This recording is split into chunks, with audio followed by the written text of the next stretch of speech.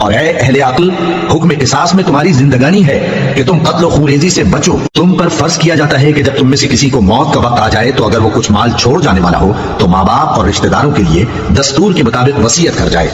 अल्लाह से डरने वालों पर यह एक हक है। फिर जो शख्स वसीयत को सुनने के बाद उसको बदल डाले तो उसके बदलने का गुनाह उन्हीं लोगों पर है जो उसको बदले, और बेशक अल्लाह सुनता जानता है। अब अगर किसी को वसीयत करने वाले की तरफ से किसी वारिस की तरफदारी या हक तलफी का अंदेशा हो तो अगर वो वसीयत को बदलकर वारिसों में सुलह करा दे तो उस पर कुछ गुनाह नहीं। बेशक अल्लाह बख्शने वाला है, रहम वाला है। मोमिनो, तुम पर रोजे फर्ज किए गए हैं जिस तरह तुमसे पहले लोगों पर फर्ज किए गए थे, ताकि तुम परहेजगार बनो। रोजों के दिन गिनती के चंद रोज हैं, तो जो शख्स तुम में से बीमार हो या सफर में हो तो दूसरे दिनों में रोजों का शुमार पूरा कर ले।